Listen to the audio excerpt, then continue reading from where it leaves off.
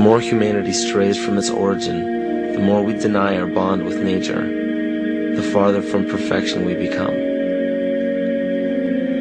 We are the only creatures on the planet that use symbols in reference to something else. We use symbols for absolutely everything the mind can conceive of. There is at least one word or icon or gesture to insinuate everything our five senses can detect, and then some. But along with this beautiful gift comes a flaw.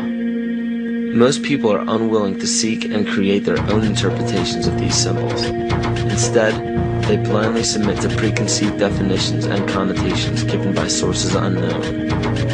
Because of this, many things have been predetermined in our understanding of life without our knowledge.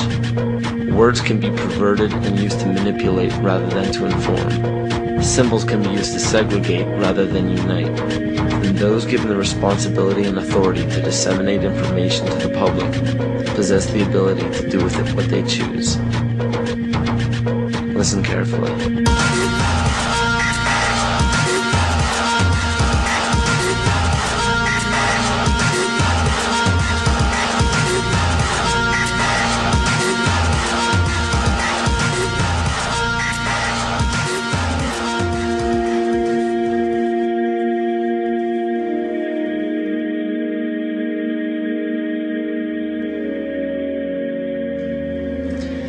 Every 26,000 years, our solar system passes through the 12 zodiac signs. Ancient civilizations such as the Hopi, Egyptians, Cherokee, Apache, and the Mayans were aware of this great cycle and developed calendars according to it. This cycle stems from many different occurrences in nature, such as the sun's orbit around Alcyon, the central star of Pleiades, as well as the 260-day cycle of human gestation. This cycle is broken down into 5 subcycles of 5,125 years each, which were thought to have their own age. The Aztec calendar or Mesoamerican sunstone depicted each cycle being destroyed by one of the 5 elements. The cycle we are currently in is the age of the 5th sun, 3113 BC to 2012 AD. More precisely, this great cycle ends December 21st, 2012. Mayan cultures and civilizations were aware of this end date, and Nostradamus even prophesied about it. For Earth, which we are currently in now, is also known as the movement, shift, evolution, and consciousness. Living Maya timekeepers proclaim that the Earth has been through fire, earth, air, and water. The final element is ether, or center.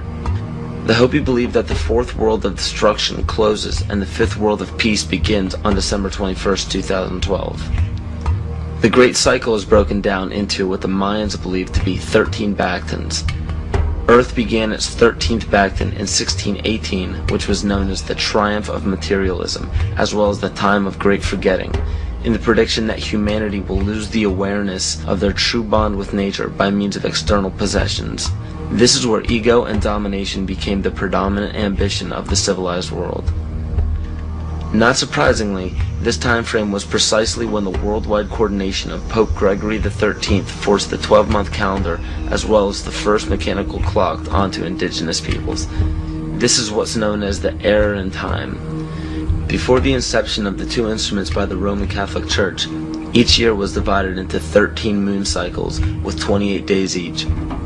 But the most detrimental part of these 2 instruments is the insinuation that time was something external, something inorganic and outside the body that we must watch and obey. The 7th century Mayan prophet Picalvatan left a powerful message for future generations of evolution.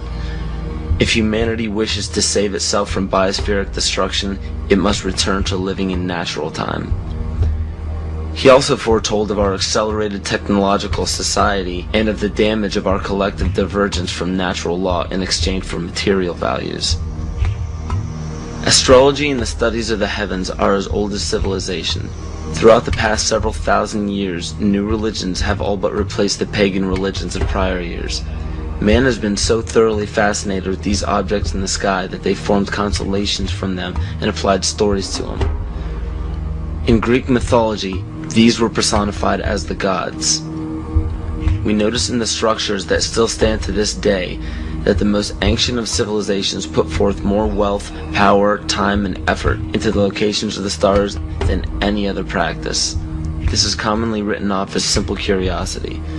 But the truth is becoming clear by the day as we close in on the 0 year of December 21st, 2012. It is a common misconception that the pagan religion is rarely practiced today. In fact, paganism in its evolution is the most widely practiced form of religion. You may ask yourself how this is possible. The answer is hidden in nearly all of our current popular religions. But who would have the power and the desire to integrate a seemingly long-gone religion into such popular opposite denominations?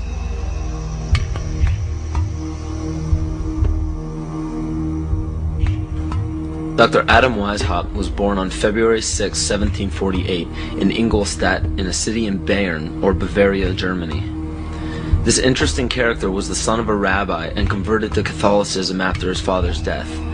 After studying French philosophers such as Voltaire, he supposedly learned the teachings of Satanism in the French royal court. World-famous central banker Mayer Amschel Rothschild of the Rothschild dynasty chose Weishaupt to create the Coven of Golden Dawn, which to this day is Rothschild's private coven. Amschel Rothschild, for those who are unaware, instigated the American Revolution, America's supposed liberation from Britain. Rothschild instructed Weishaupt to create the Ancient Illuminated Seers of Bavaria. This is better known as the Order of the Illuminati. The name in Luciferian teachings means the bearer of the light, the illuminated, or the enlightened one. The Areopagite, or tribunal, was the inner circle of the Supreme Order, and were the only ones privy to secret meetings. In Nesta Webster's book, The World Revolution, she states, "The art of Illuminism lay in enlisting dupes as well as adepts, and by encouraging dreams of honest visionaries or the schemes of fanatics, by flattering the vanity of ambitious egotists, by working on unbalanced brains, or by playing such passions as greed and power to make men of totally divergent aims serve the secret purpose of the sect. People with money were welcomed but kept oblivious to actual secrets. The purpose is to win power and riches, to undermine secular or religious government, and obtain the masters of the world." The goal of the order was and still is to one day deliver the human race from all religion. Progression through the political and religious hierarchy was obtained by blackmail in the form of bribing people in power with sex from local prostitutes. In the 16th and 17th century, high-ranking officials in political or religious organizations were liable to be sentenced to death for such acts. In 1780, Baron Franz Friedrich Knigge was recruited. He was the most instrumental person in the marriage of the Masons and the Illuminati. This allowed the Illuminati to expand rapidly with the use of Masonic lodges. On August 29, 1781, Congress of Wilhelmsbad declared the alliance official. Those in attendance were put under oath, never to reveal what took place in that meeting. Comte de Virieu, a Mason from Martinez de Lodge at Lyons, was questioned about the meeting upon his arrival home. He stated, "I can only tell you that all this is much more serious than you think. The conspiracy which is being woven is so well thought out that it will be, so to speak, impossible for the monarchy and the church to escape it." He later denounced the Illuminati. Sir John Dee. John Dee was a servant to Queen Elizabeth Tudor of the Tudor dynasty. John Dee was the head of the British Secret Service, the MI5. He was also known for the practice of black magic and his affiliation with the occult. If this is your first time hearing about the occult, or are unaware of its dominance in the world to this day, pay close attention. Pagan symbols, gods, rituals, and doctrines are the basis for most every religion practiced throughout the world. The Christian or Catholic symbols of the cross derive from the solstice and the equinox division lines on a zodiac calendar. The word heaven is in reference to what pagan religions referred to as the heavens, or galactic bodies. And the crossing of the age of Pisces into Aquarius is actually in reference to constellations, which interestingly enough occur at the exact same time as the great cycle prophesied by the Maya, as well as many other cultures. As said before, pantheistic rituals are prevalent in all monotheistic religions today. Circumcision is a pagan ritual, marking males in a ceremonial fashion. Weddings are pagan by nature in the wearing of a ring, which symbolizes the ring of Saturn. Funerals follow the same pagan-derived ritual when a sacred geometrical tomb is placed over a grave to embody and immortalize the spirit. Baptism is a ritual to submerge a child in holy water to symbolize the renewal of life, just as rain replenishes the earth. The Holy Grail filled with wine is a representation of the blood that comes from the birth canal during menstruation, not the blood of Christ. This ritual was taken over by the patriarchal society. Males could not give life as women do, so to symbolize a male giving life was to draw blood, which could only be done by injury. In ancient Egypt, the goddess Isis was the personification of wisdom. Pharaoh Akhenaten changed the worship to himself as he proclaimed himself Amun-Re, the sun god. The word Amen at the end of a prayer spawned from the praise given to Amun-Re. From there, the Hebrews left Egypt and traveled north into the Middle East, where they encountered the Canaanites, who worshipped the god of Saturn, El. The merging of these three gods became the name of the land today, which is known as Isis, Re, El, or Israel. 98% of Judaism is based around the worship of Saturn. And the sacred day of worship is Saturday. The worship practice on Sunday is originated from the Egyptians who worshipped the sun god. Most people simply pass these things off and never question their origins, but this just scratches the surface of the pagan influence over the present day. It is not just found in religions, it is found right here in our own backyard.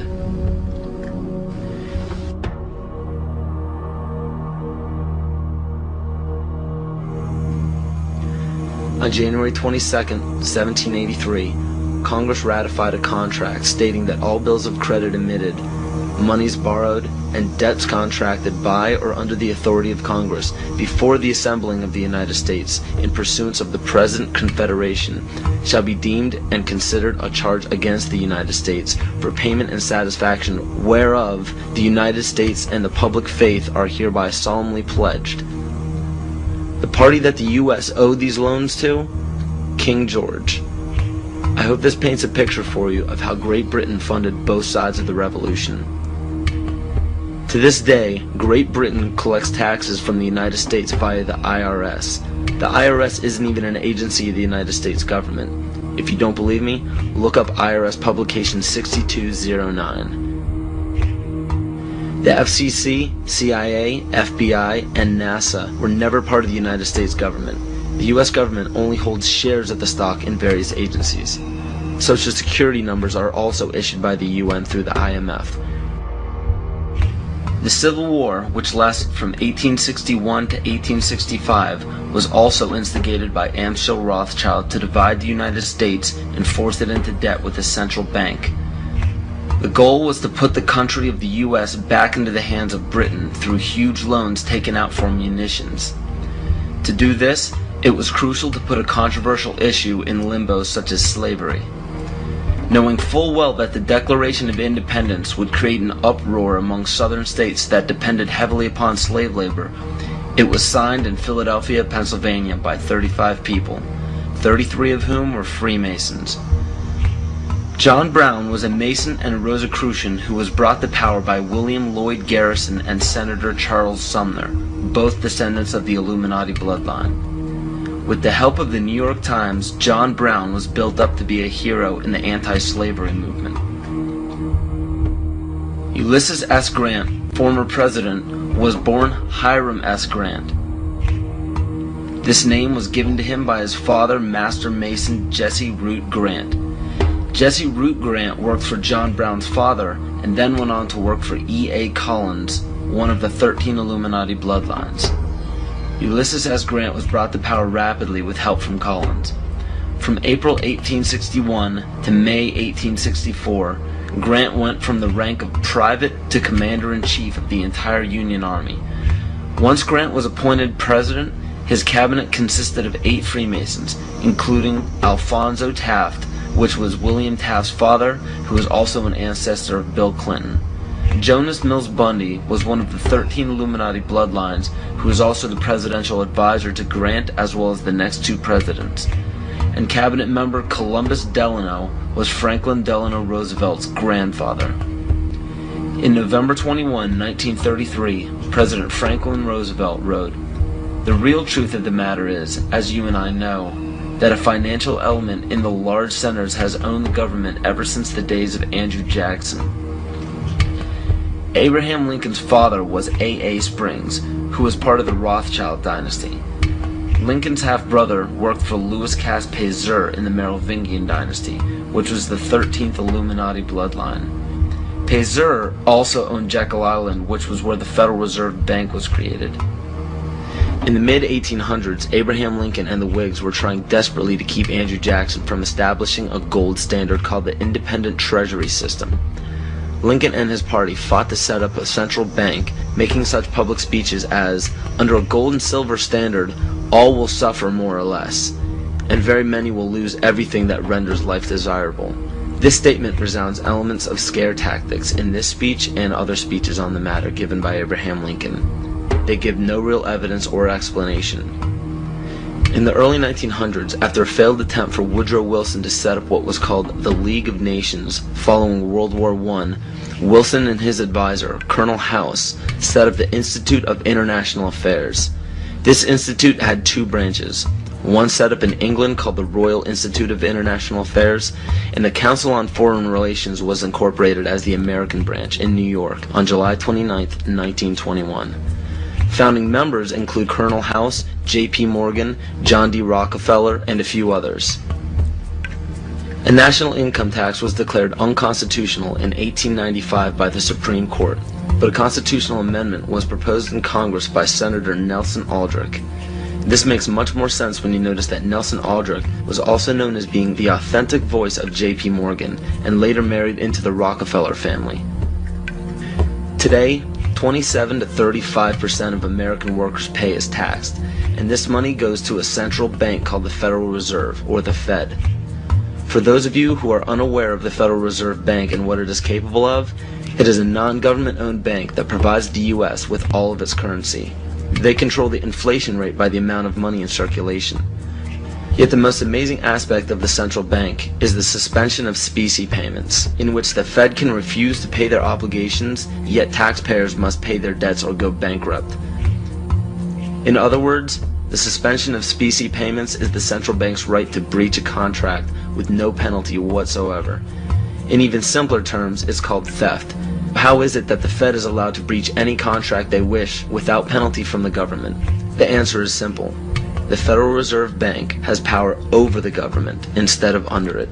Carroll Quigley, Bill Clinton's mentor while at Georgetown University, wrote of central banks, "They want nothing less than to create a world system of financial control in private hands, able to dominate the political system of each country and the economy of the world as a whole, controlled in a feudalist fashion by the central banks of the world acting in concert, by secret agreements arrived at in frequent private meetings and conferences." It is important to note that nearly all of the founders of the Federal Reserve Bank were involved in the conception of the Council on Foreign Relations. Since 1934, when the Fed was established, almost every United States Secretary of State, all Secretaries of War or Defense since Henry L. Stimson, almost every head of CIA since Allen Dulles, nearly all presidential candidates, Dwight D. Eisenhower, JFK, Richard Nixon, and Bill Clinton were members of the CFR. George Bush Sr. was actually the CFR director from 1977 to 1979. Understand that all of these high-ranking government positions were lobbied into place by the organizations set up by the international banking cartel. There are secret meetings held everywhere by many of the same members in the Trilateral Commission, the Bilderberg Group, the Club of Rome, the United Nations, and the two branches of the Institute of International Affairs. These groups make up what is known as the Round Table, developed by Cecil Rhodes. Other offshoots or preliminary groups are the Bohemian Group and Yale University's Skull and Bones organization, which we all know George W. Bush, George Bush Sr., and John Kerry were all a part of. Most every meeting by these groups are attended by the most powerful government officials, corporate leaders, media moguls, and royal families in the world. These meetings are held in secret and not a word of them reaches the mainstream media. How is it that so many powerful people can attend meetings alongside the mainstream media and not a mention of it makes it to the public? This all may start making more sense when you start understanding that common citizens aren't meant to know what is happening at the top. Is there any dispute that to gain power in our day and age, it takes strategy and intelligence rather than brute force? Logic will tell you that in any sport or game, to claim victory, you must keep your moves strategic and secret. Why would it be any different in global politics?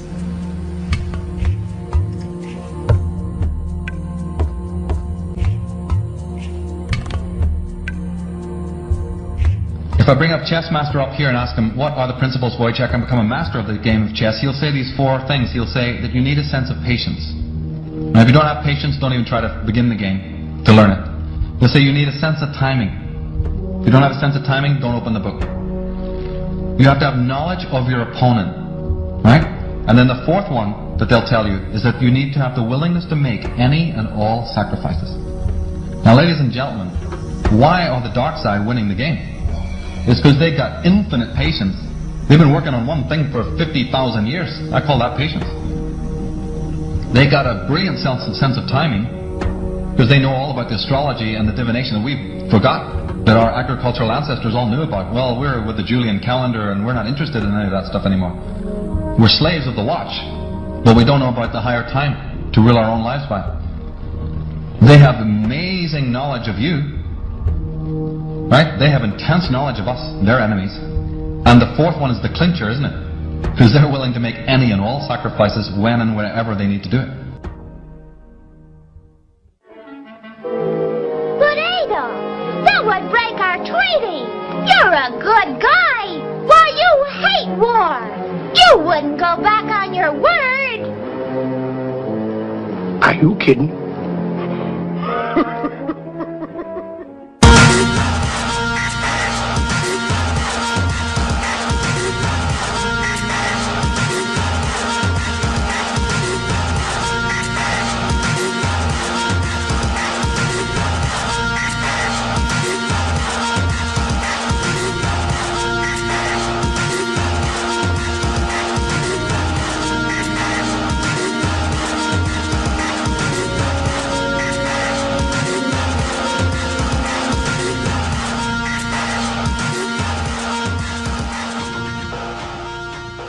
George W. Bush is a direct descendant of Godfrey de Bouillon. The Bouillons were servants of Pope Gregory VII and led the European noblemen into the crusade in order to recapture Jerusalem from the Islamic faith.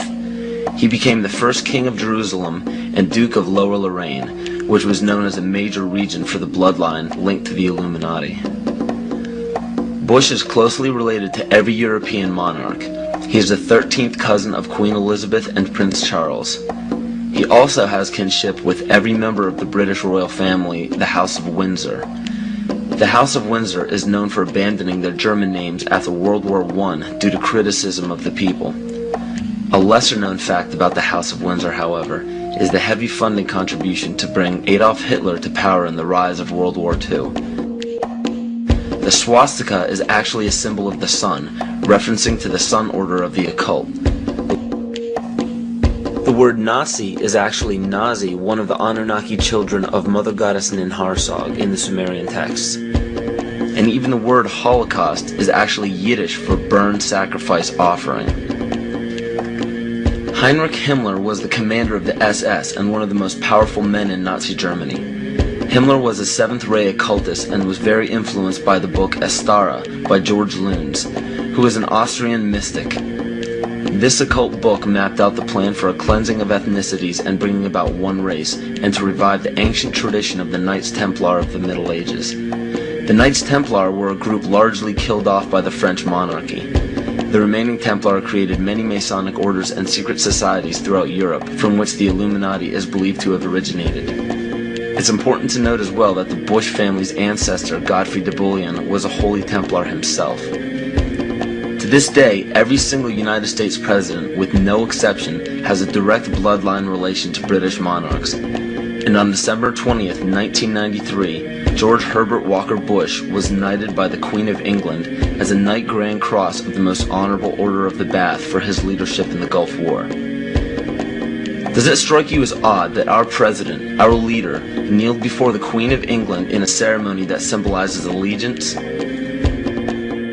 So what does this all mean? It simply means that throughout every major civilization, political power has remained in a select few bloodlines, and it is desperately held in the same manner today. It is openly admitted to the public that major leaders worldwide are part of secret fraternal orders or secret meetings. But what is not disclosed to the public is the purpose of these meetings. So let me spell this out for you. The major leaders from around the world are part of a united effort to remain in power forever.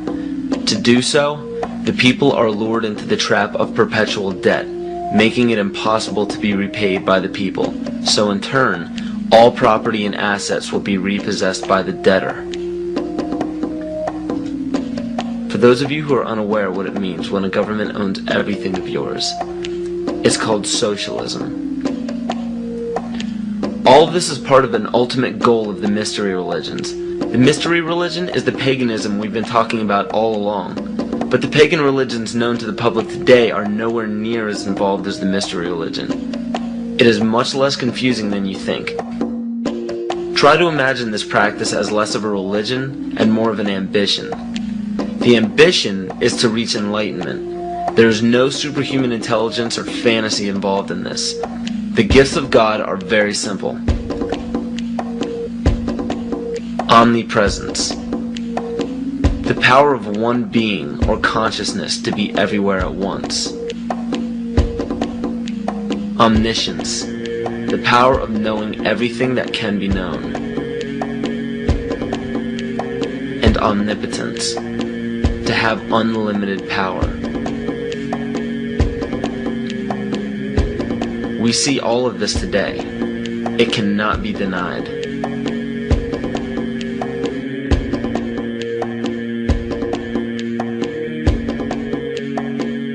If you still don't believe that the mystery religion is present today, just look around you.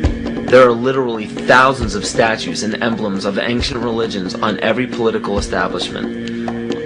Even on military uniforms, these symbols are found everywhere, but not only in our country. The same emblems are found on every nation's military uniform. And why would this be? Because a life taken at a chosen time, place, and a specific manner, it becomes a sacrifice. And to further illustrate this point, on March 20th, 2003, President Bush launched a bombing of Baghdad at 5:50 Baghdad time. This lasted into March 21st. It was called shock and awe by the mainstream media, but according to the mystery religion, this date is known as the Eve of Ostara, more commonly known as the spring or vernal equinox. Occultists worship the goddess of the earth, Gaia, on this day. The Druids knew this date as the spring fertility rite, the day of feast. The war was promptly ended on May 1st, 2003. This date is known in the Druidic calendar as Beltane, or Walpurgis Night.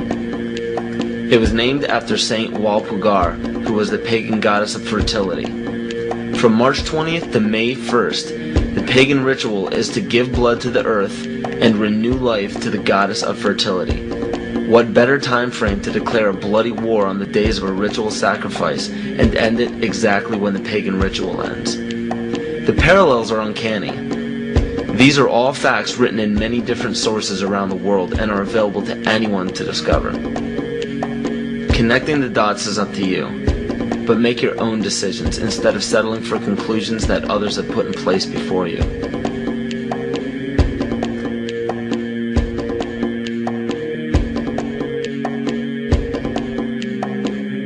The right answers are what you decide are the right answers. Maybe everything I'm telling you is wrong. I mean, I can tell you what I think happens to be more or less right, but there isn't any reason why you should pay any attention to it.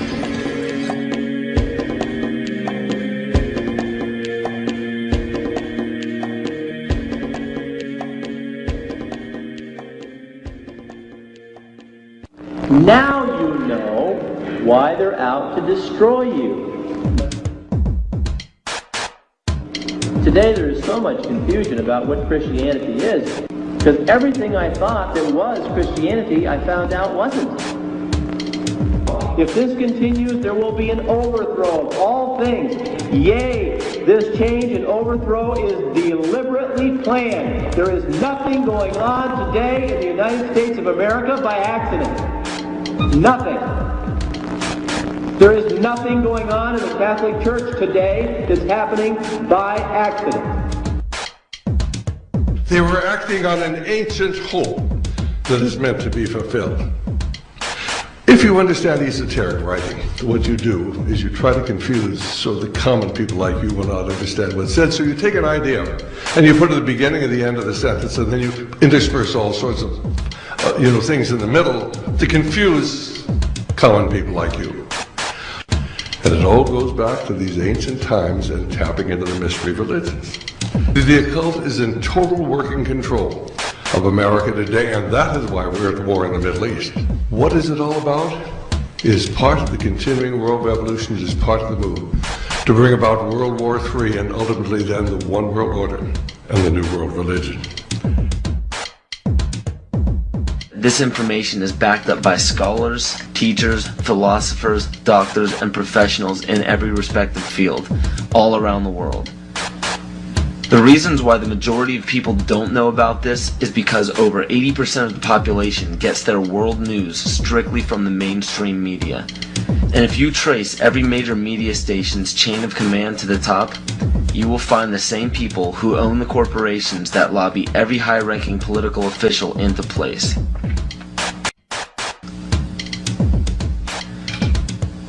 And for those of you who are unaware of this one world government and one world religion, I challenge you to do an internet search on the New World Order.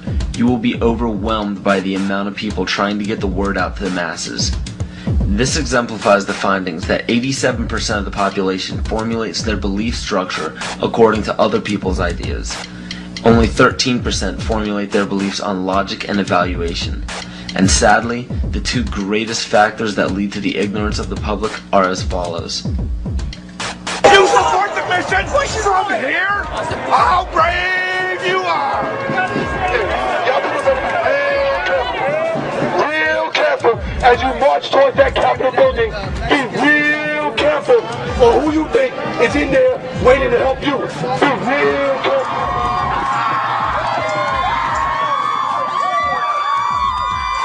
Groupthink.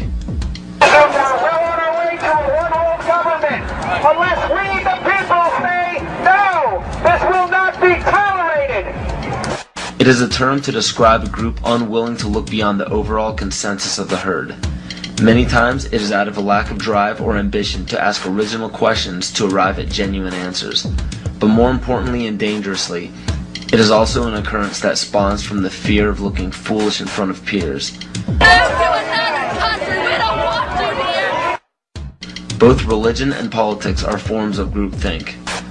Words such as patriotism and faith are both fancy words that ultimately mean blind submission. Supposedly, it is considered heresy or unpatriotic to question the words of your leader.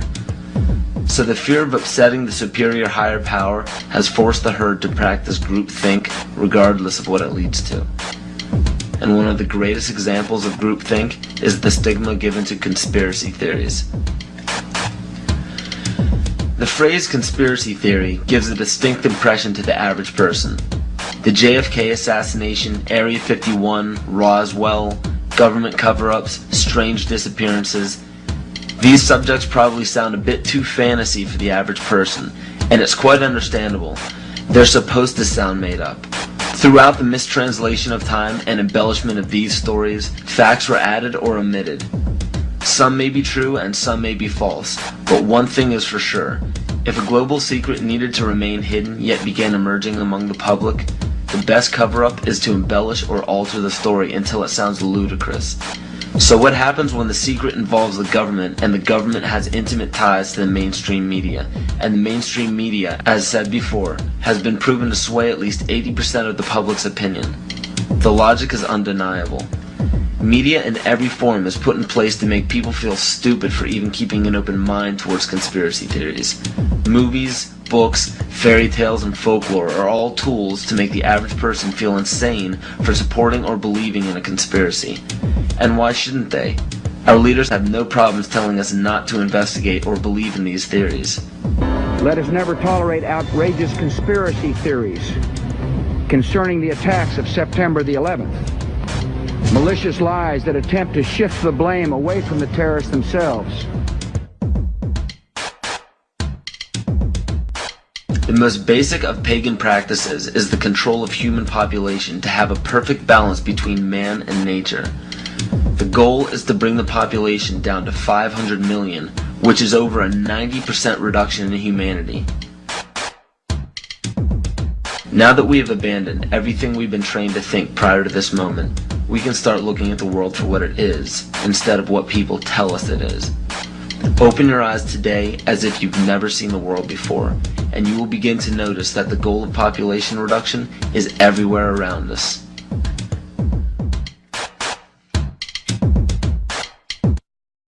Let me assure you that absolutely nothing that I'm going to tell you is exaggerated, is interpolated, or is imagined. Everything I'm going to tell you is documented.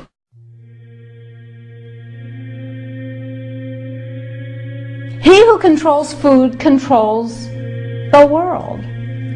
Well, they said in 1962, we're going to work toward total global implementation of Codex Alimentarius on December 31st, 2009. They were sort of guidelines.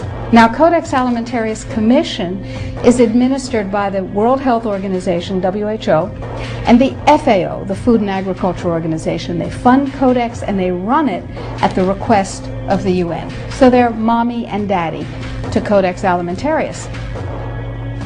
In 1994, Codex, with no notice here in this country whatsoever, declared nutrients, put on your intellectual seatbelts, declared nutrients to be toxins. They're poisons. Under Codex, every dairy cow on the planet must be treated with Monsanto's recombinant bovine growth hormone. Furthermore, under Codex, every animal used for food on the planet must be treated with subclinical antibiotics and must be treated with exogenous growth hormones. If you do the numbers in the WHO FAO projections, the epidemiological projections, they estimate, not I, that just the vitamin and mineral guideline alone, when it goes into global implementation on December 31st, 2009, will result in a minimum of 3 billion, that's B, bad, big, billion deaths. 1 billion through simple starvation. Those folks who die are not particularly economically successful from the point of view of the corporations, but the next 2 billion, they will die from the preventable diseases of undernutrition. Who will live?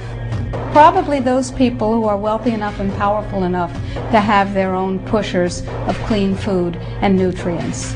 So we need your help, because the United States leadership is what's going to literally save the population of the planet.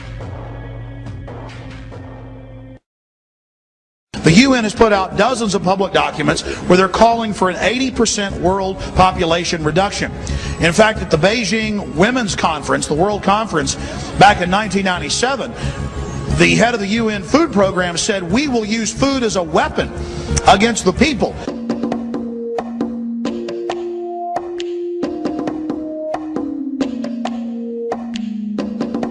66% of United States residents' public water is fluoridated. It is known to have tremendous effects on bone cancer, joint problems, bone weakness, lowered estrogen and testosterone levels, and dental fluorosis, which is yellowing of the teeth and pitting in the enamel. Wouldn't it make more sense to enhance public water with vitamins which are meant to be ingested to promote overall health, rather than putting such a toxic chemical in our water with a bogus explanation that it will improve our dental health? We now know that fluoride causes more dental problems than it solves. Something doesn't seem right about this. Do you honestly believe that these companies care deeply enough for the people to spend large amounts of their own money to fluoridate public water when the people already purchase their own toothpaste? But there's a difference between toothpaste and drinking water. We don't ingest toothpaste.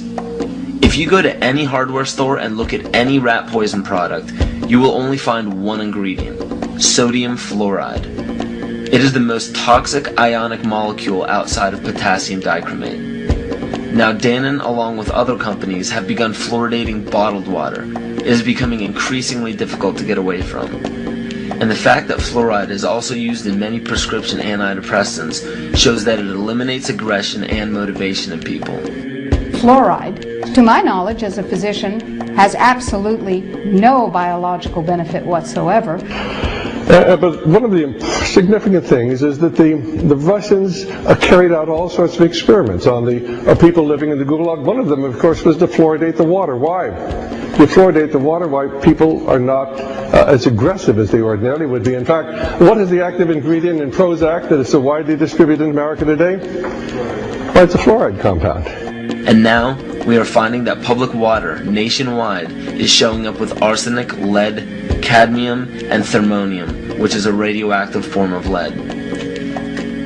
Cancer, lowered sex drive, birth defects, sedation, and brain defects.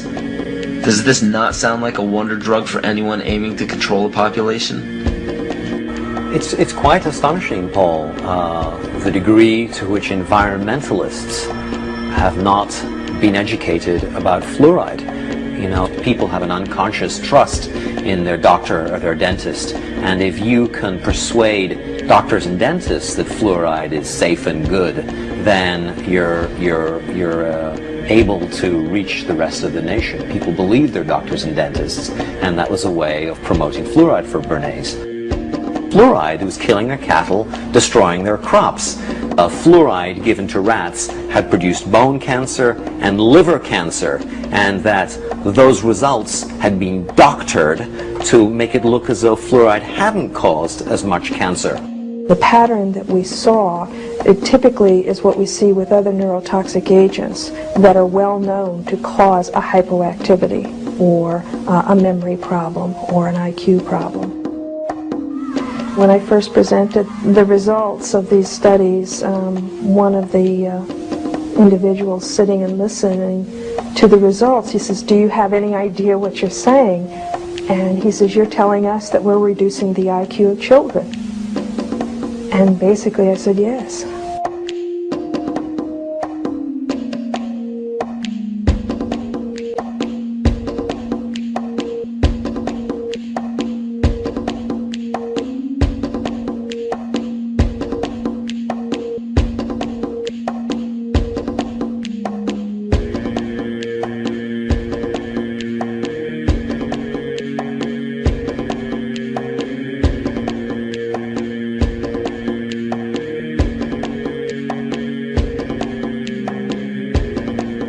Aspartame, the artificial sweetener found in almost every low-sugar or sugar-free product on the market. First of all, aspartame is made up of three things: methanol, which of course is what produces blindness, aspartic acid, and phenylalanine. These are all poisons. Aspartic acid, of course, produces brain lesions. This was known back in the early 1970s. Methanol produces blindness. Phenylalanine is what you see in the brain, and in high dosage it produces trauma.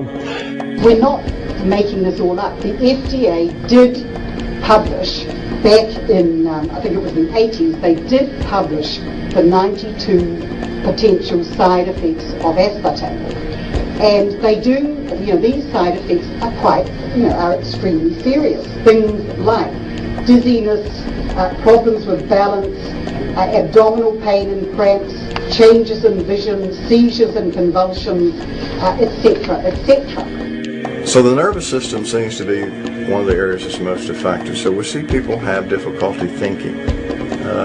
They feel like they're walking around in a cloud or a fog.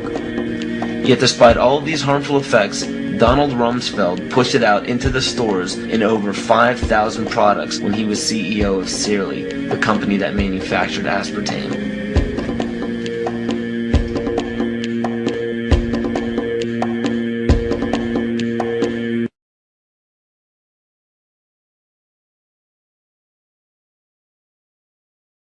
The sustainable goal is the elimination of the middle class.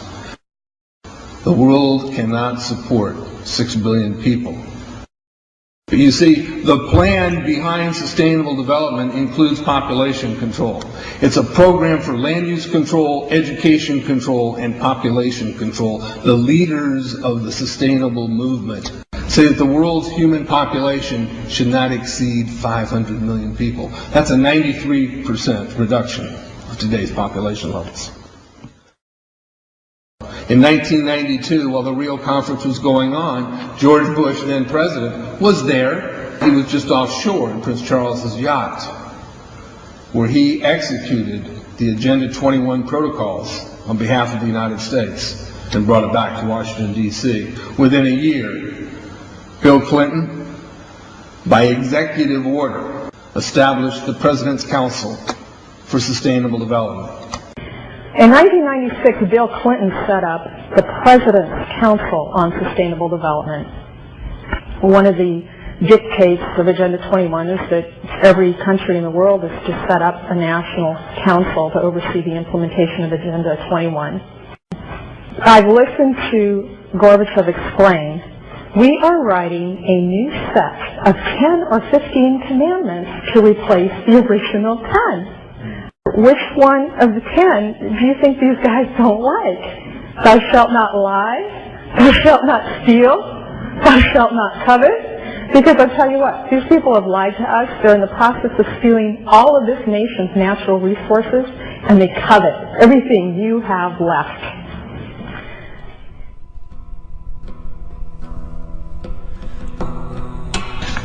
To explain the map, the red are areas that are to be off limits to human beings.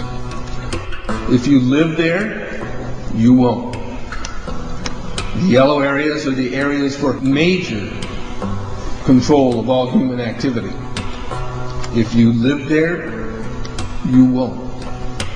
The black dots are the smart growth zones. That's where human beings are to be stacked and packed in small living units along rail tracks. The Smart Growth Program ultimately has jobs assigned and children cared for by the state.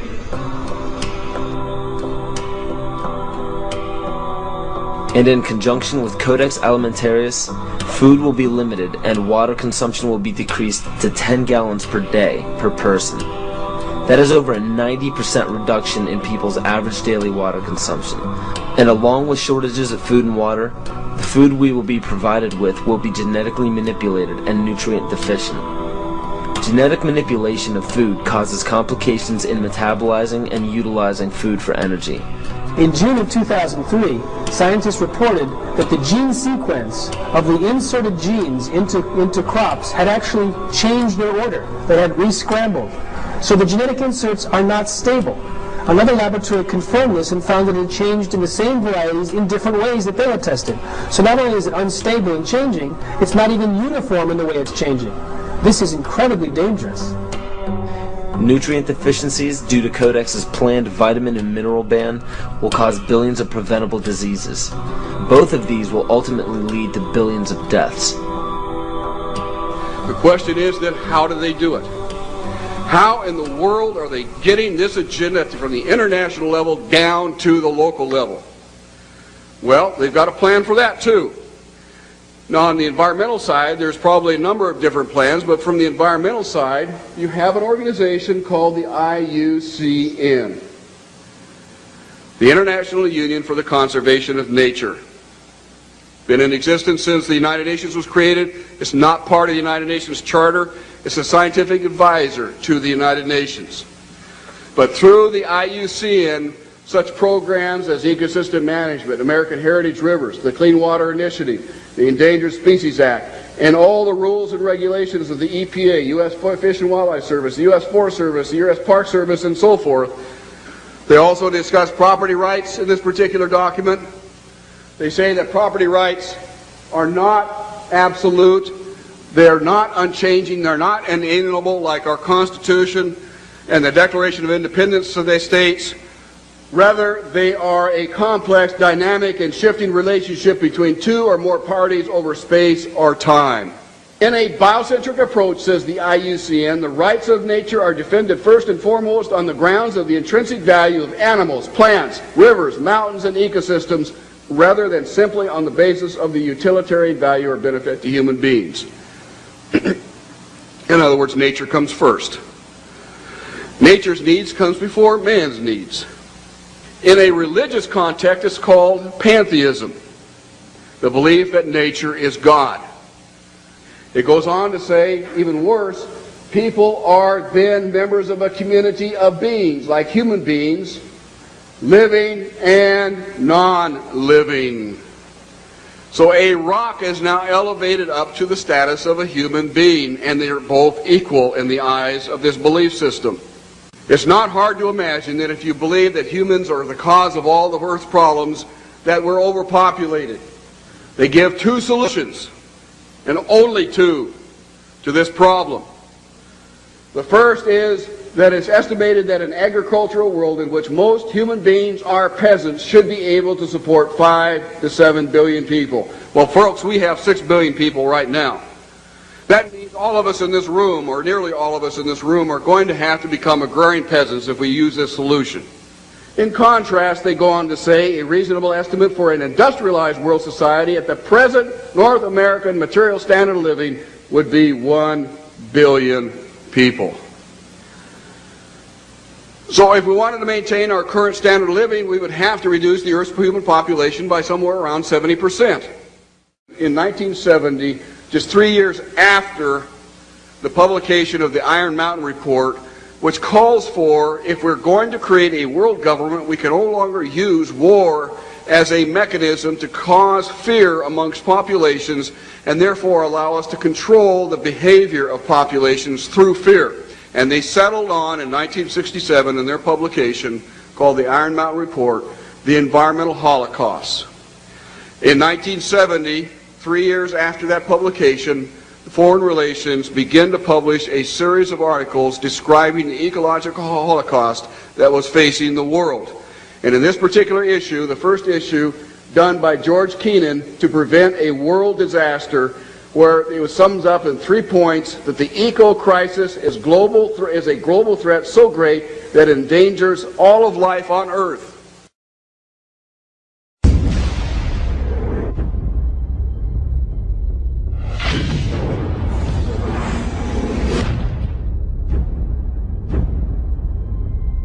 If you look at the 10 hottest years ever measured, they've all occurred in the last 14 years. And the hottest of all was 2005. We are causing global warming. This is really not a political issue so much as a moral issue. The temperature increases are taking place all over the world, and that's causing stronger storms. Is it possible that we should prepare against other threats besides terrorists? The Arctic is experiencing faster melting. If this were to go, sea level worldwide would go up 20 feet. This is what would happen in Florida. Around Shanghai, home to 40 million people. The area around Calcutta, 60 million. Here's Manhattan. The World Trade Center Memorial would be underwater. Think of the impact of a couple 100,000 refugees, and then imagine 100 million. Those who deny global warming are just flat out wrong. Ellen Goodman from the Boston Globe wrote, "Let's just say that global warming deniers are now on par with Holocaust deniers. Scientists silenced for questioning the threat of global warming." I know that I've had several friends who have essentially been told that if you speak out on climate change, you must do so as an independent citizen. If you do so through our organization or through our institution, you will essentially be fired. Once you realize how many holes there are in the consensus solution, you may begin to open up your mind to the other side of the global warming debate as a whole. The only consensus I'm aware of is that it's warmed in the last century. They completely ignore the fact that there's this thing called the Oregon Petition that was signed by 19,000 professionals and scientists who don't agree with the idea that we are causing climate change. I can't tell you how many calls I've received from parents saying their kids are now being shown an inconvenient truth completely unchallenged, not just in science class, but in art and math classes. I have to speak out and say that the science we have is still incomplete, and the science we're being told by the IPCC is really incorrect science. Global warming paradoxically causes not only more flooding, but also more drought. Big hurricanes, tornadoes, fearsome diseases, polio, tuberculosis, West Nile virus, avian flu, SARS, polar bears that have actually drowned, mosquitoes, caterpillars, communism, it's slavery, global warming. Global warming, global warming. Aurelia Pecci, who actually created the Club of Rome and is the inner circle of the global elitists in 1991, stated that while searching for a new enemy to unite us, we came up with the idea that pollution, the threat of global warming, and the like would fit the bill. All of these dangers are caused by human intervention. The real enemy then is humanity itself. To put this to you bluntly, global warming is a complete fallacy. Al Gore received the Grammy and the Nobel Peace Prize for a film that is filled with holes and mistruths. Ice cores taken 2,000 meters below the surface have enabled us to look at the last 160,000 years. We believe that in Greenland, the medieval warm period was about 1.5 degrees warmer on average than today. And they also show consistently warmer temperatures thousands of years ago before man-made greenhouse gases existed. Approach our time, we can see that in the period between 4,000 years ago and back to the period 2,000 years ago, which is actually the Roman age, the temperatures have been decreasing in Greenland by 2.5 degrees. Al Gore is made out to be a revolutionary figure attempting to save the planet, which is quite true. He just doesn't mention the fact that saving the Earth doesn't involve you. According to his agenda, it will result in massive land repossession and extreme limitations on food and water and fossil fuels for the public. And please note that Al Gore is a sustainable developer. The global warming lie is very popular today because it receives major media coverage and has an attractively titled goal of saving the planet. But how does this tie in with Agenda 21? The result of the 1992 Earth Summit Conference in Rio de Janeiro was the Kyoto Treaty. The Kyoto Treaty states that every country must drastically reduce the use of fossil fuels by mandate of the United Nations. Concentrations of greenhouse gases in the atmosphere are at their highest levels in more than 200,000 years. If the trend does not change, scientists expect the seas to rise 2 feet or more over the next century. Island chains such as the Maldives will disappear from the map unless we reverse the predictions. Thank you very much. And as of June 2007, 172 nations and other government entities have ratified the treaty. And if you were wondering how this ties into putting the Earth's priority above human survival in accordance with pagan beliefs, every country's deadline for the implementation of Agenda 21 and the Kyoto Treaty is in 2012.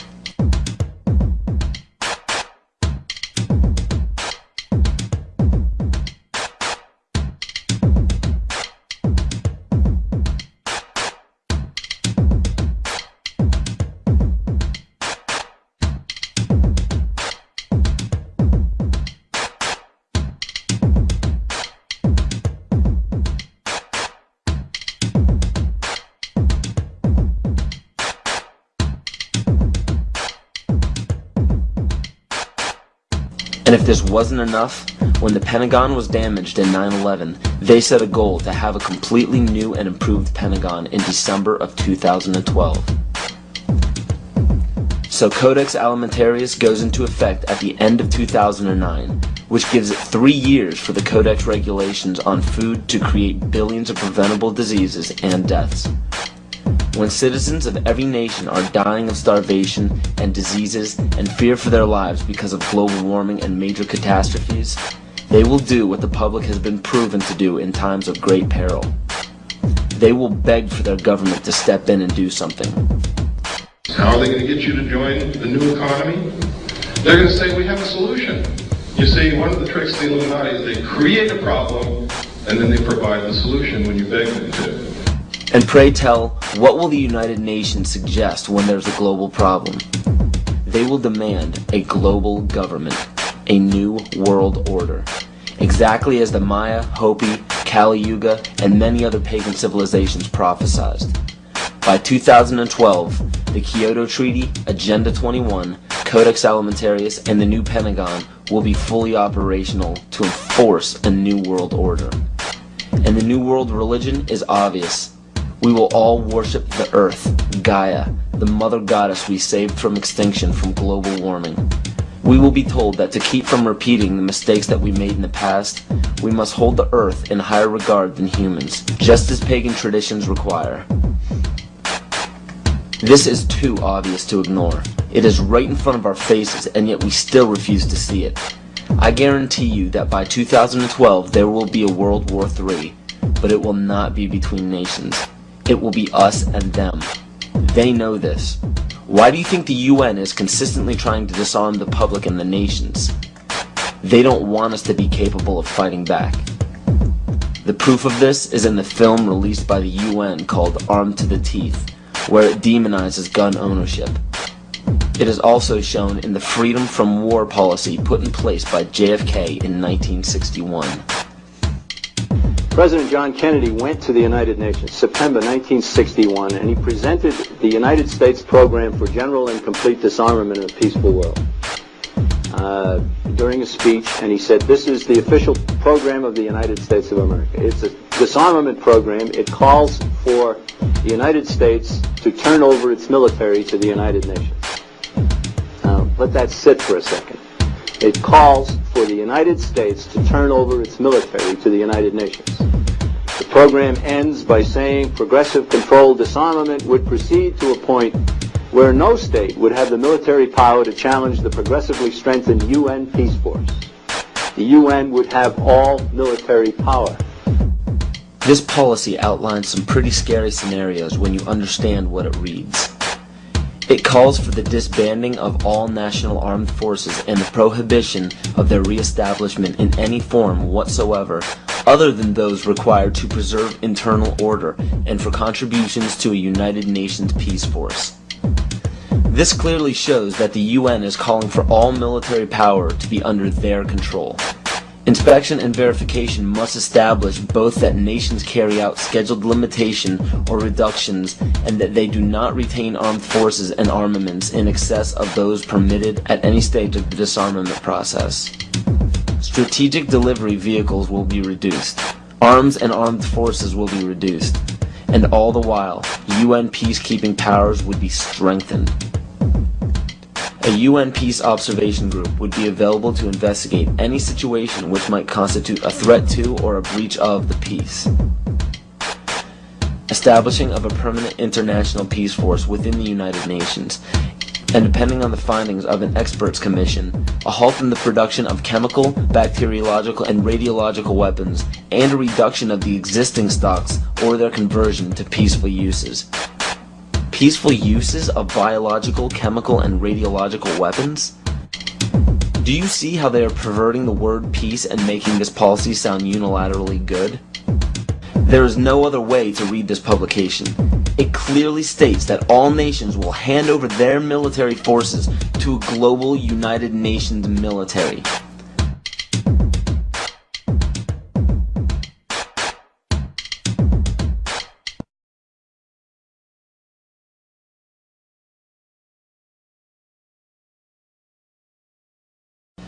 The US population is currently around 300 million.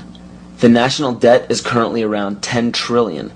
So the current debt, when divvied among the American people, comes out to approximately $33,000 and has been growing at a national rate of $1.46 billion a day since 2006.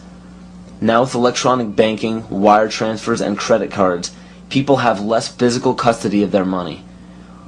As of right now, the amount of money in circulation is not able to cover the national debt. This was carefully planned since the inception of the Federal Reserve Bank. And the next planned step by the elite is already in play. George Bush signed a bill implementing the North American Union. President Bush signed a formal agreement that will end the United States as we know it and he took the step without approval from either the U.S. Congress or the people of the United States. I think one thing people who are dollar-based need to focus on is the Amero. That's the one thing that nobody's talking about, but I think is going to have a big impact on everybody's life in Canada, the U.S., and Mexico. The Amero is the proposed new currency for the North American community, which is being developed right now between Canada, the U.S., and Mexico to make a borderless community, much like the EU, and the dollar, Canadian dollar, U.S. dollar, and the Mexican peso replaced by the Amero. You see, the domination of government by business is called fascism. And I'm kind of wondering how many people know what NAFTA is, the North American Free Trade Agreement. Because under Chapter 11 of the NAFTA agreement, NAFTA tribunals trump all U.S. law if it conflicts with either A, World Bank's International Center for the Settlement of Investment Disputes, or B, UN Commission for International Trade Law. Now, that sounds scary enough, but when you understand what that reads, it also gives the power to violate the First and Second Amendment, which is saying, bye-bye to the Constitution. This will weaken national sovereignty and bankrupt the dollar we use now. After this happens, the Fed will call in all debts. When the debts cannot be repaid by the people, assets will be seized. And by this, I mean absolutely everything you own, including your property, your home, your vehicle, your furniture, and the clothes on your back. This plan is already in progress. And when it takes place, you will literally be owned by the Federal Reserve Bank. This is how Agenda 21 will be implemented. The seized land will be given back to nature, and the people will be placed in smart growth megacities.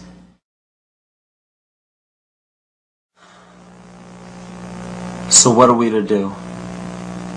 There is an overabundance of information out there for anyone to see pertaining to why this situation seems so hopeless and out of our control.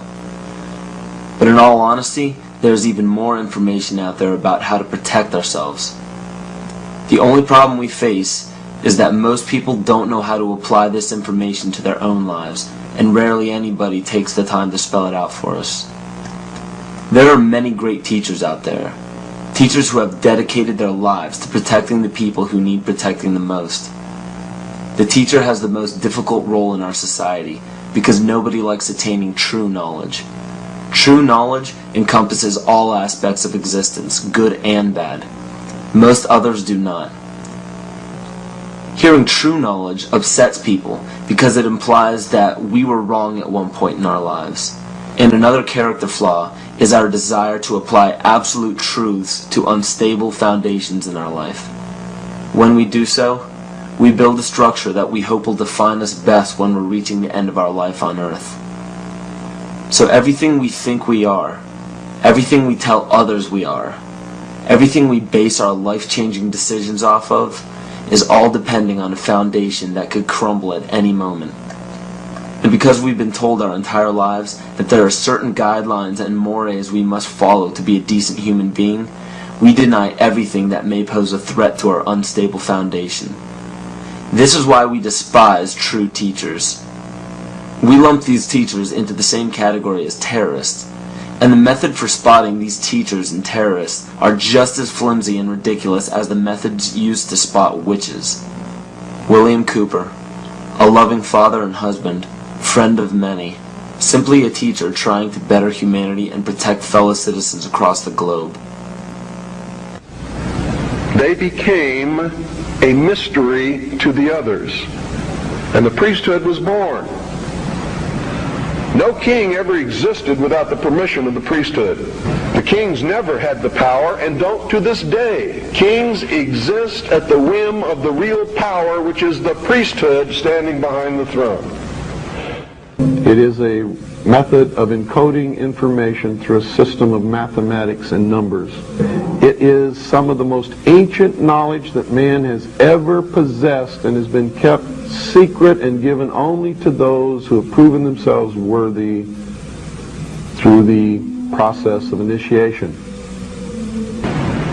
There's a method to their madness. There's really not much method to yours. because you're operating from a place of ignorance. And until you change that, you're going to be bumbling around, bumping into each other, saying and doing the wrong things, not understanding the nature of your enemy. And if you don't understand the nature of your enemy and the weapons they use, you cannot fight that enemy. You can't fight the battle. You shouldn't even be on the battlefield. Supposedly, a CNN reporter found Osama bin Laden, took a television camera crew with him, went into Osama bin Laden's hideout, interviewed him and his top leadership, and he came out and told everybody, within 3 weeks, Osama bin Laden is going to attack the United States and Israel. Now, don't you think that's kind of strange, folks? You see, because the largest intelligence apparatus in the world, with the biggest budget in the history of the world, has been looking for Osama bin Laden for years and years and years, and can't find him. Some doofus jerk-off reporter with a camera crew waltzes right into his hideout and interviews him. And I'm telling you, be prepared for a major attack. But it won't be Osama bin Laden. It will be those behind the New World Order. I wonder what Osama bin Laden's targets are supposed to be. And if they don't, if this doesn't materialize in the next 2 or 3 weeks, it will eventually materialize because they haven't succeeded in getting the guns out of the hands of the American people, nor have they succeeded in taking our freedoms away.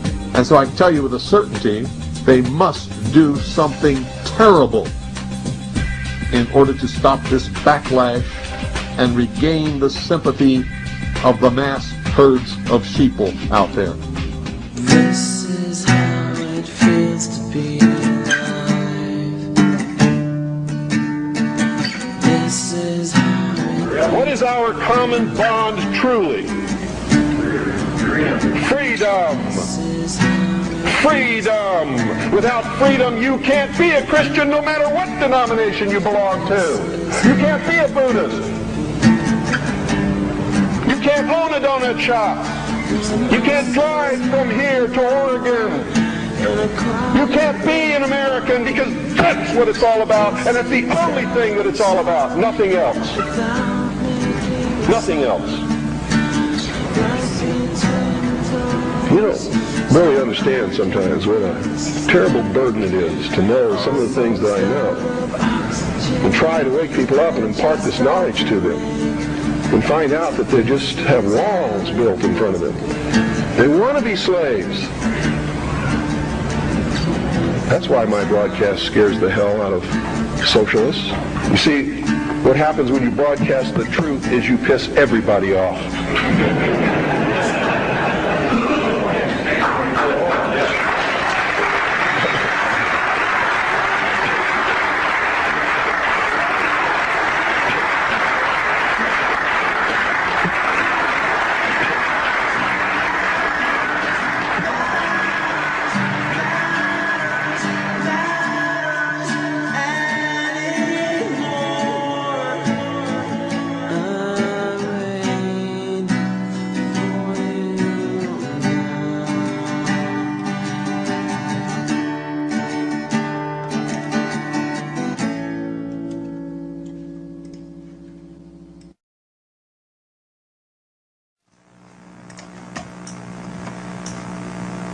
I maintain that the only true salvation from any oppression or enslavement is self-empowerment, knowledge, consciousness.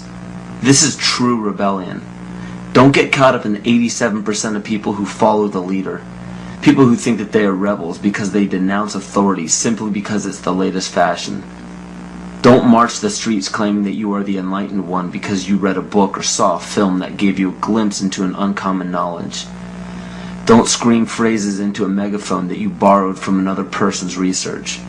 And don't proclaim yourself an original thinker because you belong to a group that represents an unpopular belief. Those are all examples of the other side of the coin of groupthink, leading a false rebellion. False rebellion is dangerous because it gives the illusion that you are free and thinking for yourself. A true rebellion, a true revolution, begins when you quit following and start leading. And those who end up following you should be taught by you to quit following you and start leading. And the only way to lead successfully is by fully understanding your rights as a human being on this planet. We have very powerful tools on our side called the Bill of Rights and the Constitution. These documents state that no government can deprive us of our natural rights. So how is it happening? You must understand that the elite group controlling our government, our educational system, agriculture, and media are also in control of our free enterprise.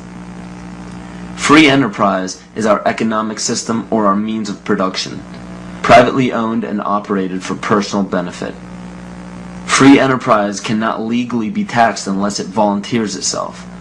The reason why income tax seems inescapable is because most every job on the planet requires you to sign a number of documents with fancy wording stating that you are agreeing to be a representative of a corporation or entity. What all of this means is simply that when you sign working papers, which are required by pretty much every employer that you apply to, you are waiving your rights as a natural person protected under the Constitution and agreeing to represent an artificial person that is not protected under the Constitution. It's difficult to avoid because if you do not sign the document waiving your rights, you won't get the job. So why does every employer voluntarily pay taxes, which leads to the requirement of those documents? Because without doing so, the business loses all state and federal benefits provided to private or commercial business. And furthermore, most people simply accept the mistruth that income tax is required by law without investigating it. When your name is presented on a document with the first letter of your first and last name capitalized, it represents capitis diminutia minima, which occurs when a man's family relations alone were changed. It's a minimal loss of rights. When your last name appears in capital letters, it represents capitis diminutia media, which occurs when a man loses his rights of citizenship but not his rights to liberty. This means you can be fined and penalized but not enslaved or imprisoned. But when your entire name is capitalized on any document, it represents capitis diminutia maxima, which states that a man's condition changes from freedom to bondage. All rights of citizenship and family rights are surrendered. This means you can be fined, imprisoned, and enslaved in any amount for any duration at the whim of the state's suggestion. But it is important to note that if you do not legally bind yourself to these documents stating that you waive your rights and represent a corporation, you do not have to attend any court. There are two kinds of law on the earth, as I've said. One is called civil law, which is the law of the land, and one is called maritime admiralty, which is called the law of water. Maritime admiralty is banking law. So consequently, the corporation and government and people who want to control you, they create a second you, and that second you that they control, that they created, is all capital letters. Check it out. Anytime you get a bill, you get a lawsuit, you get a fine, a ticket, somebody sends you a bill from the Department of Water and Power, check it out on your driver's license, on your Social Security card, on your insurance cards. Anything having to do with business, your name will always be in all capital letters, because only all capital letters can be dealt with by banks and government. You need to wake up and find out how this stuff really works. Because once you understand that you don't need to submit yourself as an American to a British commercial venture called courts. You're an American. You don't need to go to court. There's nobody. You only go to court because you agreed to go to court. When they send you a subpoena to court or a summons to court, and they've sent you something, you look at it and say, hey, Jack, that's not me. That's in all capital letters. All capital letters is a corporation. Those who are charged under these maritime admiralty courts usually don't understand that they are voluntarily being fined and imprisoned. When a judge calls your name and asks if you are that name, Those who say yes are verbally agreeing to represent the artificial person that the name represents. In doing so, you are voluntarily waiving your rights under the Constitution. Your absolute rights as natural persons are the right to life, security, and property. And all of these are very important. Remember that you can never be deprived of these simple rights unless you are willingly waiving them. But you need to understand your rights if you want to be protected under them. When sustainable development is knocking down your door for the right to your property, you need to understand your inherent right to your property, which extends from the visible surface to the center of the earth. But please note that these steps are simply the beginning. They merely treat the symptoms instead of attacking the root. To understand fully how to protect yourself, you need to understand your origin.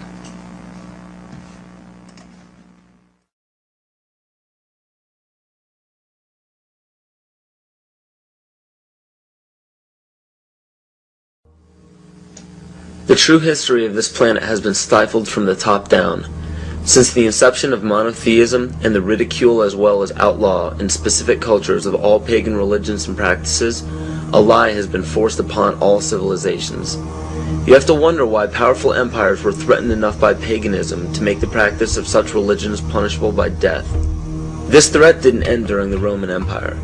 Take a look at how the founders of America, by mandate of Great Britain, wiped out Native American tribes indiscriminately. Great Britain has also shown some of the most brutal forms of genocide in Africa, India, New Zealand, New Guinea, and many other locations in which pagan tribes still existed. East Timor suffered from one of the most brutal genocides in all of history and was fueled by the United Nations and the United States funding during the Carter administration. Ford and Kissinger visited Jakarta, I think it was December 5th. We know that they had requested that Indonesia delay the invasion until after they left because it would be too embarrassing. And within hours, I think, after they left, the invasion took place on December 7th. What happened on December 7th in 1975 is just one of the great evil deeds of history. Early in the morning, bombs began dropping on Dili. The number of troops that invaded Dili that day almost outnumbered the entire population of the town. And for 2 or 3 weeks, they just killed people.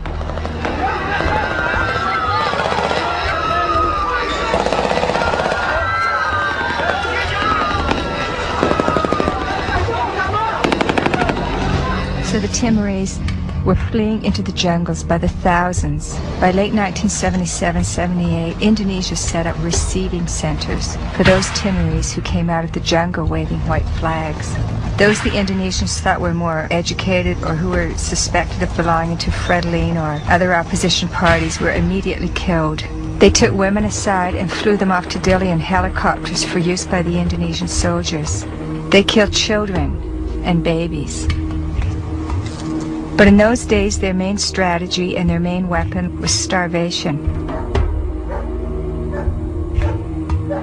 By 1978, it was approaching really genocidal levels. The church and other sources estimated about 200,000 people killed. The U.S. backed it all the way. The U.S. provided 90% of the arms. Right after the invasion, arms shipments were stepped up. When the Indonesians actually began to run out of arms in 1978, the Carter administration moved in and increased arms sales, and other Western countries did the same. Canada, England, Holland, and everybody who could make a buck was in there trying to make sure they could kill more Timorese.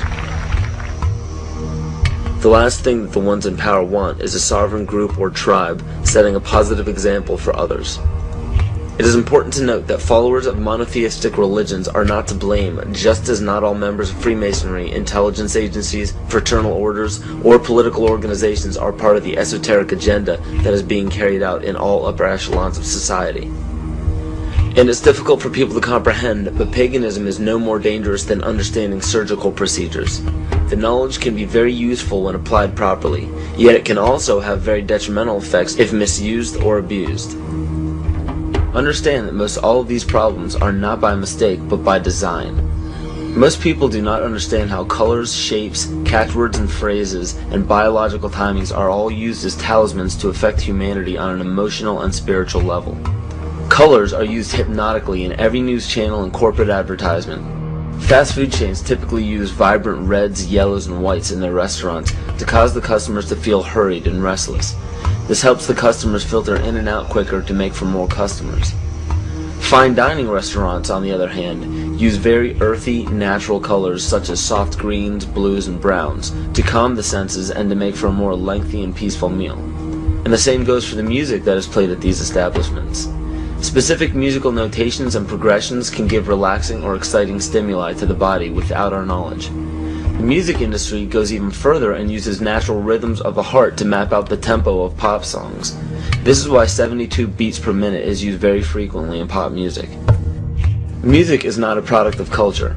In 1986, the National Academy of Science found that infants prefer consonant sounds such as perfect fifths rather than dissonant ones.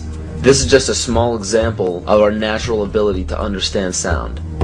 So be very careful when placing a child in front of a TV or near a stereo.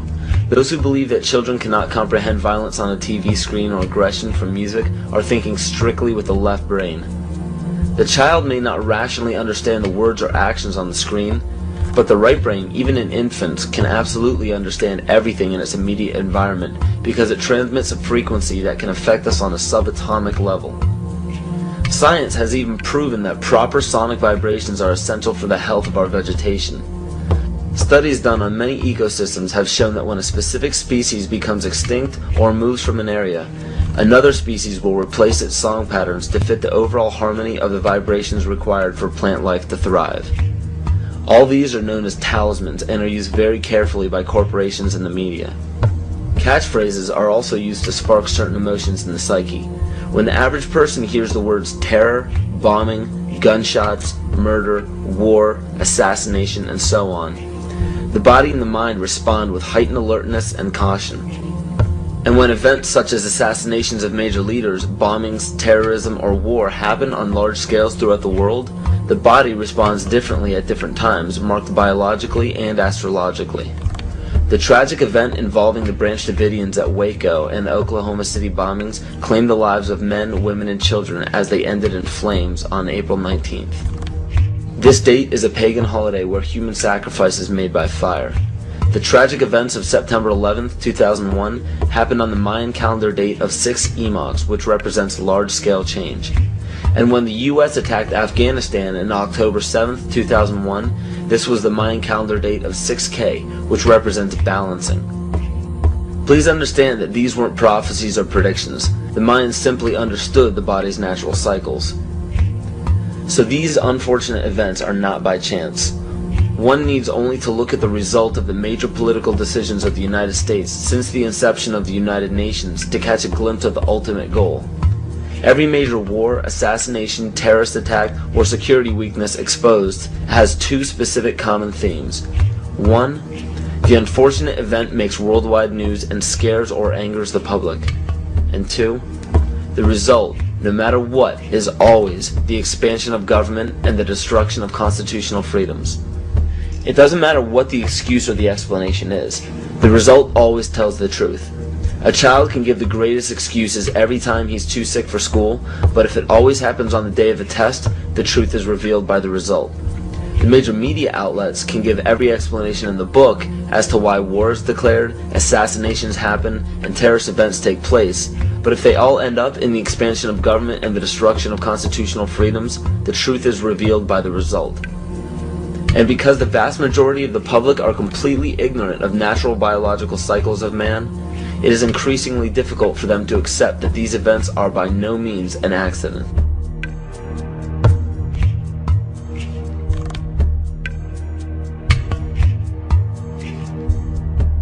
In my rolling on the floor and trying to protect myself from the heat and being in the pitch black, not able to see, that the voices of those behind me screaming kind of got through to me.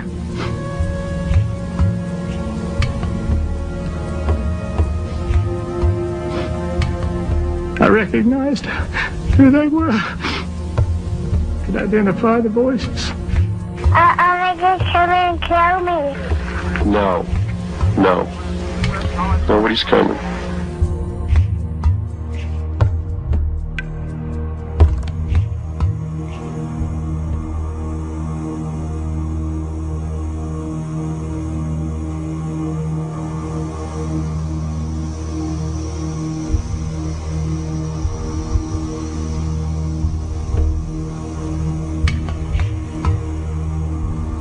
was a statement reportedly made by Attorney General Janet Reno during an interview on 60 Minutes. She allegedly defined a cultist as one who has a strong belief in the Bible and the second coming of Christ, who frequently attends Bible studies, who has a high level of financial giving to a Christian cause, who homeschools their children, who has accumulated survival foods, and has a strong belief in the Second Amendment, and who distrusts government.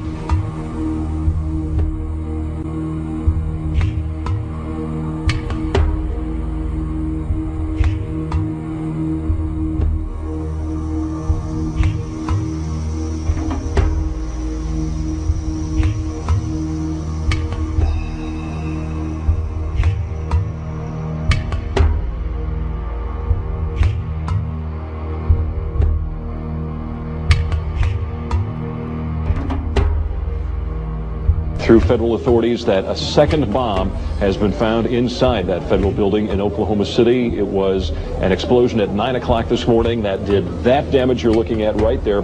I just took a look down the street at the Morrow building again. I see another bomb truck going, so apparently they're going to try to get out that third bomb that's been talked about. At the present time, the medical teams downtown are unable to get into the wreckage to retrieve more of the injured because of the presence of other bombs in the area. I've been told by the police department that just as soon as those bombs are defused, they will permit the medical teams to enter. Now, we're also hearing from some witnesses on the scene that they've overheard from firefighters that were first on the scene that there was a possibility that there was a secondary explosive device besides the car bomb device outside the building, and that device may have been placed near the nursery. Also, we're getting word now that President Clinton is sending anti-terrorism units down here to look over the situation to find out exactly what went on and what other danger may be out there in Oklahoma City. That's something we need to think about, unfortunately, this time, because, as we've told you, 2 other explosive devices were found that were not detonated, and they were larger than the first. The reports I have is that one device was deactivated. Apparently there's another device, and obviously whatever did the damage to the Murrah building was a tremendous, very sophisticated explosive device. So President Clinton just called Frank Keating, Governor Frank Keating, and he says that 3 FBI anti-terrorist teams are en route to Oklahoma City. Right now they are saying that this is the work of a sophisticated group. This is a very sophisticated device, and it has to have been done by an explosives expert, obviously with this type of explosion. The Justice Department is reporting that a second explosive device has been found in the AP Murrah building in downtown Oklahoma City. We should find out an awful lot when the bombs are taken apart. I think it was a great stroke of luck. As you're mentioning, it's hard to talk about luck on a day like today in Oklahoma City, but it was a great stroke of luck that we actually have got diffused bombs. It's through the bomb material that we will be able to track down who committed this atrocity. First bomb that was in the federal building did go off. It did the damage that you see right there. The second explosive was found and diffused. The third explosive that was found, and they are working on right now as we speak, I understand, both the second and third explosives, if you can imagine this, were larger than the first. First bomb that was in the federal building did go off. It did the damage that you see right there. First bomb that was in the federal building did go off. It did the damage that you see right there. Still another problem, according to these groups, is the executive branch making a grab for much more police power, some of it highly questionable in the aftermath of the Oklahoma City bombing. It shouldn't be the case that Americans have to worry that their phone could be tapped. It shouldn't be the case that Americans have to worry that their credit records could be made accessible by the FBI without them being involved in any criminal activity.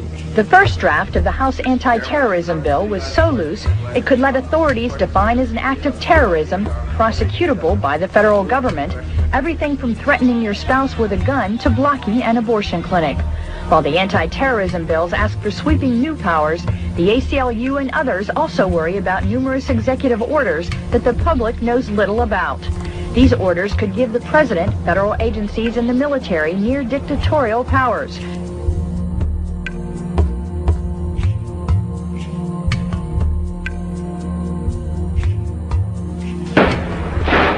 Talk to any police official anywhere, and pretty soon he'll bring up the shootout. February 1997. 2 bank robbers in full body armor and firing AK-47s did battle with police on the streets of North Hollywood, California. It was every officer's worst nightmare come true. Cops outgunned by the bad guys. The one weapon that we've identified can go through a bulletproof vest at 200 yards. After the LA shootout, requests for surplus machine guns increased dramatically. The Los Angeles Police Department alone got 600 M16s from surplus. Nationwide, the number given away more than doubled this year, and many departments decided to issue them to regular patrol officers on daily duty, all because of one shootout in one city.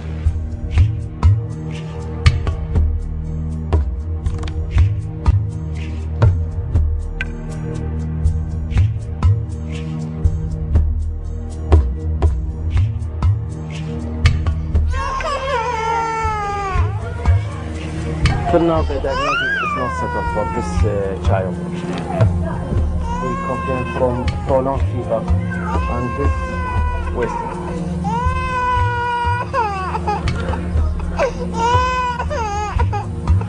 We have heard that 500,000 children have died. I mean, that's more children than died in Hiroshima. And you know, is the price worth it? I think this is a very hard choice, but the price, we think the price is worth it. Worth it because she believes the sanctions are working. In November 1997, former U.S. Attorney General Ramsey Clark headed a delegation of the International Action Center on his 7th trip to Iraq to investigate the continued effects of the United Nations sanctions on the population. We were shocked by what we saw, an almost total absence of medicines, medical supplies, and spare parts for the equipment. Despite the heroic efforts of medical personnel, babies, children, and the chronically ill continued to die in vast numbers. The United States government claims that Saddam Hussein is to blame for the crisis. What is the real cause of the suffering? The sanctions. They are an extension of the 1991 United States war against Iraq.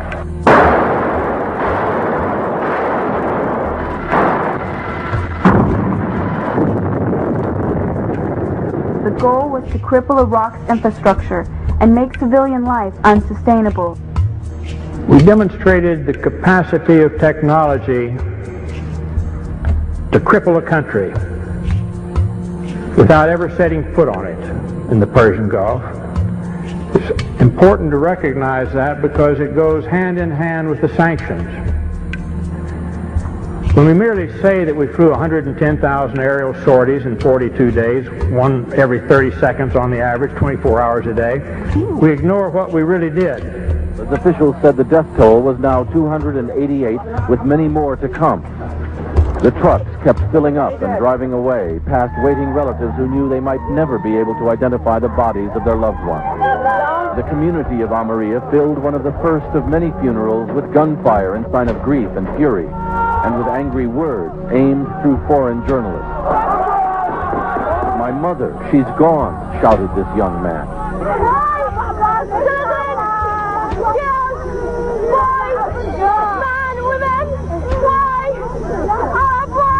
This woman asked, "Could not all your modern technology tell you that there were children and women here?" Bill Blakemore, ABC News, in the Almeria district of Baghdad. We destroyed every silo for grain or anything else storing food in the whole country. We destroyed all the storage and processing of food plants throughout the country. Even dates, the world's biggest exporter of dates. Famous processing and packaging plants in Baghdad, deliberately destroyed. We didn't want them to be able to feed themselves for a long, long time. We're all aware of the famous little powdered milk plant.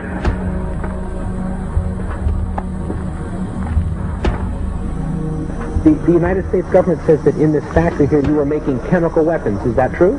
No, that's not true. They are lie. Because this is milk for children. This powder, milk of children.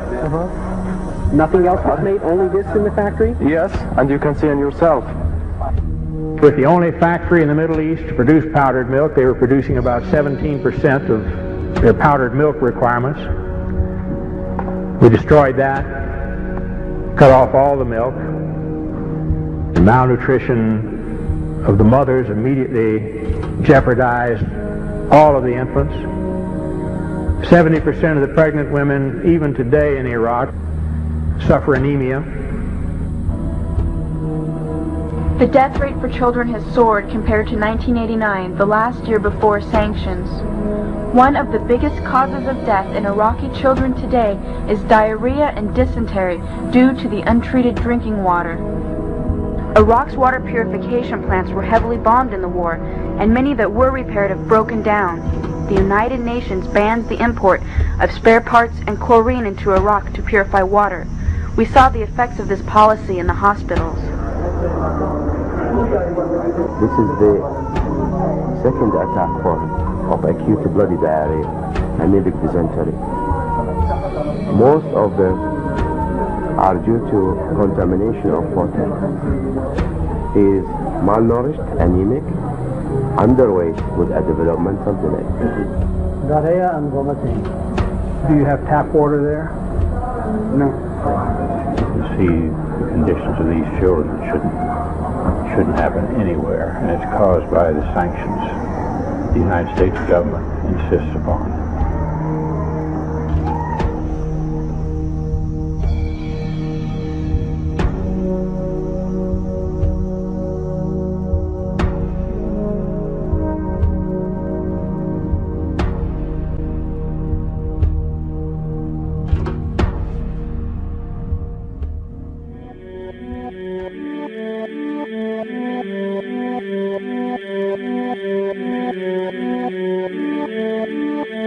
The daily life we perceive with our five senses is not reality. Quantum physics has shown that space and time are illusions of perception. Therefore, our bodies cannot truly be a reality if they occupy this space. Ernest Rutherford performed an experiment in Manchester that revealed to him the shape of the interior of an atom. Scientists were shocked to discover that the atom is almost entirely empty space. The question then became, how could this empty atom possibly make the solid world around us? Our true consciousness does not exist in our brains or in our bodies. But this illusion of our individual bodies, along with the misinformation of our true origins, has manifested the idea that we all think independently from one another. With this misunderstanding, it would seem impossible to scientifically explain telepathy, clairvoyance, spiritual mediums, and other phenomena dealing with transferring information between sources without physical means of communication. But when you understand that there is a common spiritual bond between all things in the universe, and that we are all part of one divine intelligence, no phenomena is unexplainable. This simple understanding fills all the holes in modern religions. It explains reincarnation, déjà vu, predictions of the future, and literally every event, occurrence, or anomaly ever experienced. The blank matter within the most basic building blocks of perceivable existence is malleable and molded by intent. This means that consciousness shapes our reality. This seems difficult to accept for most, and it is quite understandable. In modern times, we are taught from an early age how to think rationally and tangibly. This is a very left-brain method of education, and it has more harmful effects than it's given credit for. The left brain deals with logic, details, facts, patterns, practicality, science, and math, as the right brain deals with feeling, intuition, symbols, images, risk-taking, philosophy, and religion. With a deliberate push for government-controlled educational curriculums, generation after generation of the youth are being taught to focus only on the facts, figures, and numbers. Repetition is used to train children subconsciously to accept what they're learning. Children aren't rewarded for questioning the validity of the information they receive. They are ridiculed. However, the children who blindly accept the information as true and merely regurgitate the information on command when it is time to take a test Those children go on to become the decision makers in our government, law, medicine, business, and every other occupation with power and prestige. The most detrimental effect of being pushed away from holistic thinking with the full brain into a strictly left brain thought is what is known as the suppression of the feminine. Every male and female have both feminine and masculine qualities. It has nothing to do with man or woman. These are represented by the left and right brain, yin and yang, black and white, light and dark, and most every other duality. Both are vital to our spiritual and physical health. In ancient Egypt, the female was the rightful heir to the throne. The male she chose to marry became pharaoh. This depicted the goddess tradition that has been destroyed to make way for a patriarchal, male-dominated society we see enforced in every major denomination. In suppressing the feminine of every society and pushing the people to strictly left-brain thinking, the natural ability for humanity to feel earthly, cosmic, and personal energy became lost. Traditions that were passed on through shamans, witch doctors, magicians, psychics, and seers of all kind became outlawed and ridiculed and given a stigma of something out of a Hollywood movie. Every religion explains that we are children of God and have godliness inside of us. If you erase the anthropomorphized God and understand that God is nothing more than the spiritual web that connects all things, all religious scriptures begin to make much more sense. Our bodies are merely vessels to contain our spirit, to gather experience for the divine mind. This is how evolution is possible. It is scientifically proven that all species are evolving into more complex beings. Innate knowledge or racial memory within all species is the understanding of newborns of all kinds to automatically know specific details and traits that the mother does not have to teach them. Therefore, innate knowledge helps every species naturally evolve towards more complex organisms. Lyle Watson claims that it was a Japanese scientist who observed the 100th monkey effect in 1952. In this observation, he discovered that a certain portion or percentage of monkeys learned or developed a new trait. The knowledge became an innate ability in that species. This is further testimony to a collective consciousness among species.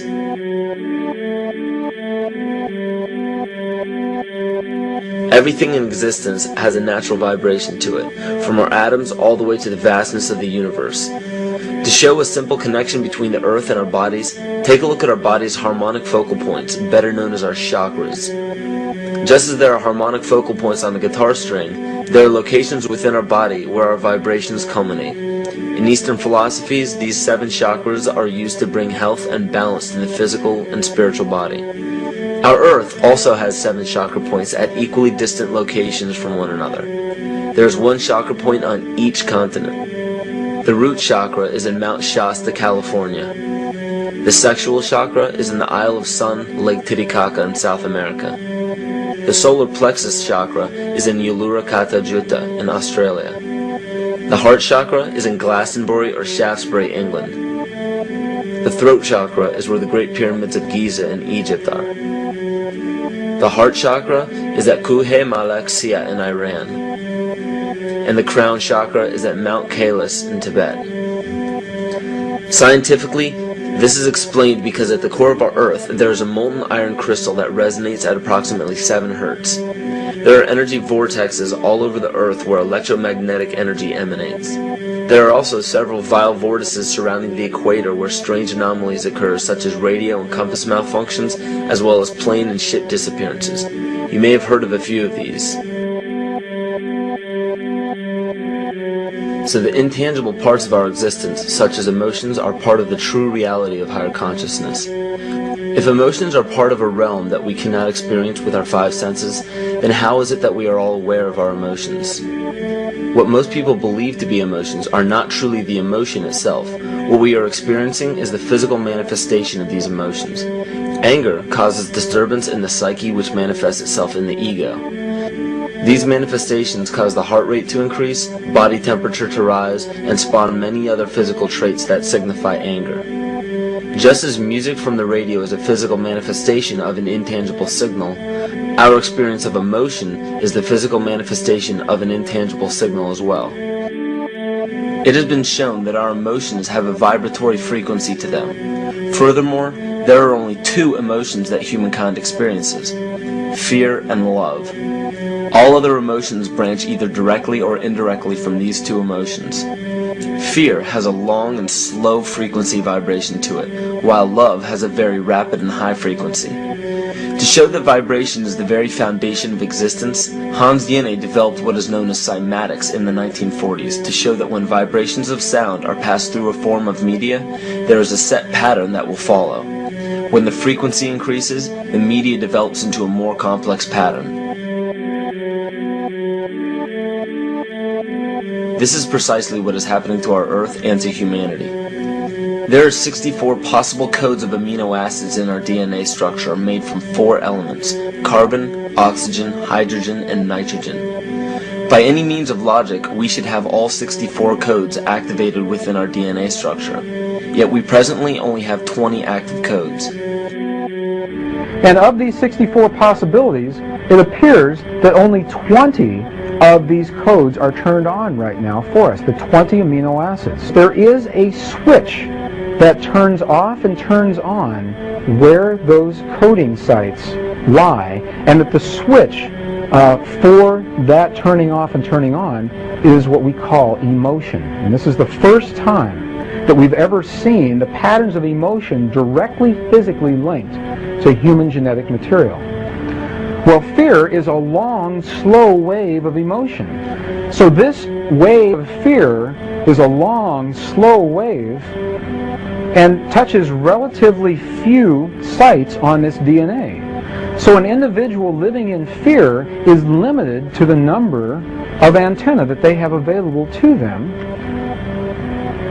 whereas an individual living in the pattern of love, this is love in DNA, you can see it's a higher frequency, shorter wavelength. We have many more potential sites for coding along that genetic pattern. This information, this is amazing. This is the first time we've ever had a hard digital link between emotion and genetics.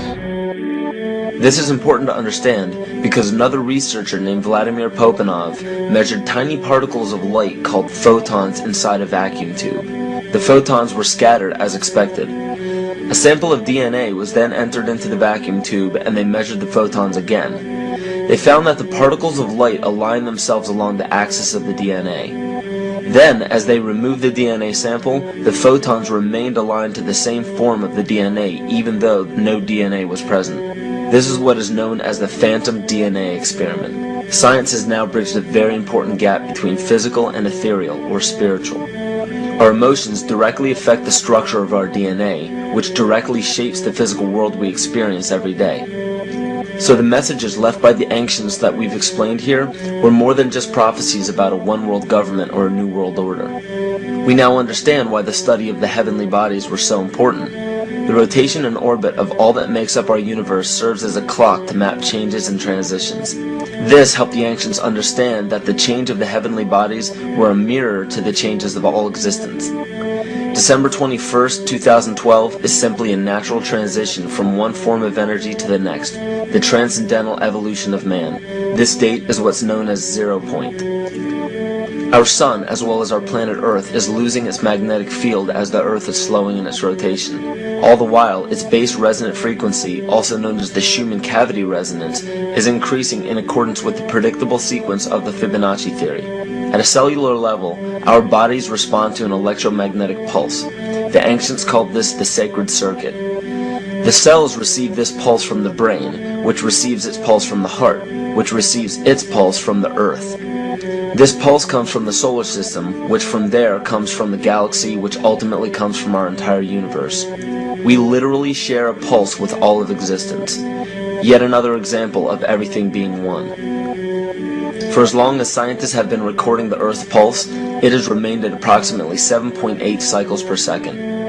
This was a constant fixed number until 1986 into 1987. It rapidly began increasing to about 9 cycles per second in 1996. So in one decade, it increased by about 2 cycles per second. By 2012, this pulse will be right around 13 cycles per second, just as the Fibonacci theory indicates. What does this mean for humanity?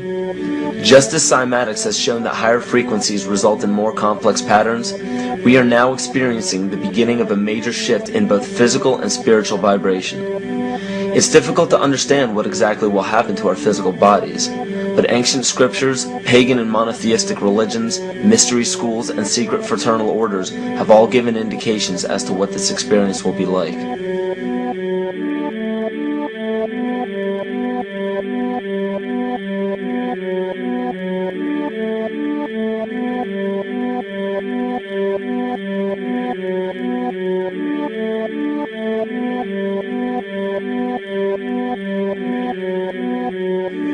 This will be the shift of the ages, the transcendental period of monumental changes to humanity. Those unprepared for this transition will likely not be able to cope with the rapid changes in the psyche. The only way to prepare for what is to come is what we have sought after for our entire lives: truth.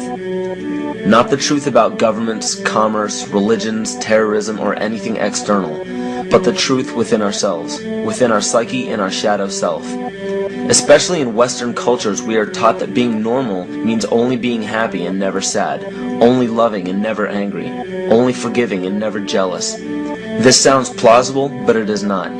We are not meant to repress any negative emotions because it causes imbalance. To conquer our emotions, we must embrace them, not fight them. We must acknowledge them and allow them to serve their purpose as we learn from them. The ancient Essene culture left teachings dating back about 6,000 years. They taught that our relationships with one another, with the universe, and with situations and events are mirrors of the parts of our psyche that need to be cleansed.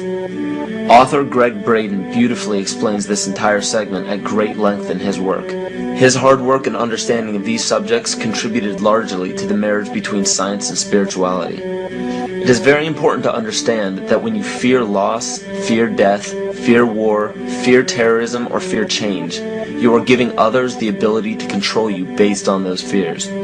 When you fight against poverty or against racism, when you fight for relationships or for freedom, you are outwardly attempting to repress that which has been placed before you to conquer inwardly. These situations are mirrors of our fears. This is why it is important to love and only love. Love those who stand with you, but especially those who stand against you. Don't look at your fears as a threat. Rather understand that this material world is only a physical manifestation of either the love or fear in your consciousness. It's as plain as day. All you need to conquer in your life is in your face. If you want to understand what your true inner fears are, analyze your ambitions and your inhibitions. Everything explained here about the esoteric agenda of the elite few at the very top is nothing to fear. They have been at work for thousands of years behind the scenes to manipulate humanity, and it has worked. Until now. It's very easy for any system of thought, religious or otherwise, that comes along. It's very easy to play on that, to play on our insecurities, to assure us all is well, we'll all be taken care of. We lap that up. So don't blame religion. Blame our own insecurities, which has allowed religion to flourish, and which has allowed so many systems of thought that are disempowering to flourish throughout human history. That's why we can't get out of it. Ron Sankley, Department Chairman, Chemistry, University of California, Berkeley. So the DNA acts as an antenna for cellular upregulation. The primary function they taught us about what DNA is about. It's a receiver and transmitter of photons, light and phonon sound. For what? Cellular upregulation, meaning that the water molecules, the pyramid power around the DNA spiral energizing strands are taking in the spiritual energy of love vibrations and then sending it out for manifesting, precipitating in a quantum field. The physical matter of the body. These are hertz, frequencies, or cycles per second that the musicians can retune their instruments to play and experiment with. Why? Again, these are the Creator's musical scale, the original solfeggio, buried for 3,000 years in the Bible. So the ancient priests who knew how to levitate the huge stones for the building of the pyramids and the Masonic knowledge that predated ancient Egypt, the ability to have this information, these frequencies, serve the function of creation, destruction, and miracles on behalf of the empowered people who had access to this knowledge. I say that because of this metaphor.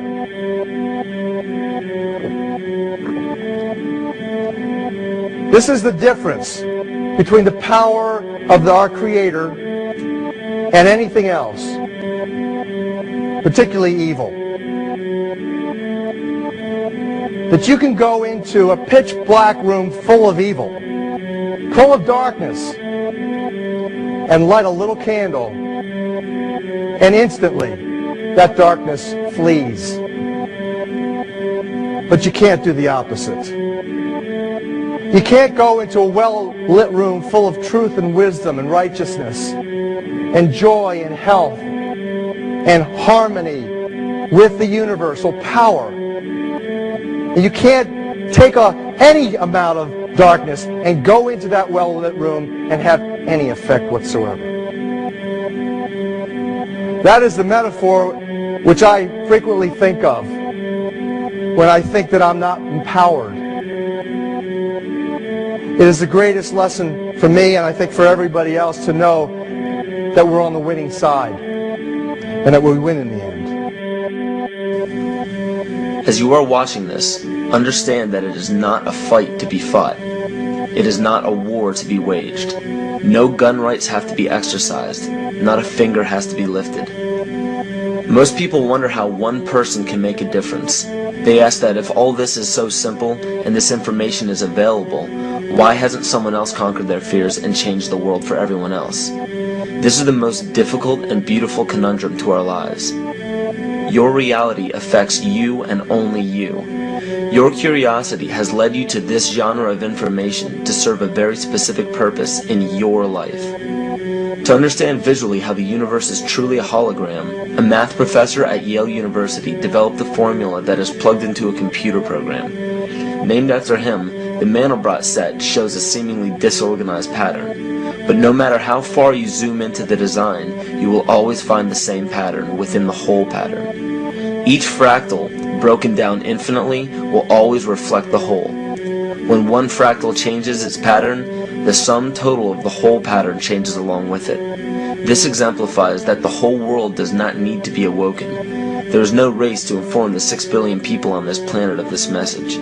It is only important that you, personally, learn to conquer your innermost fears and learn to love. When you see your fears for what they are and master your emotions, then, and only then, will you truly be free.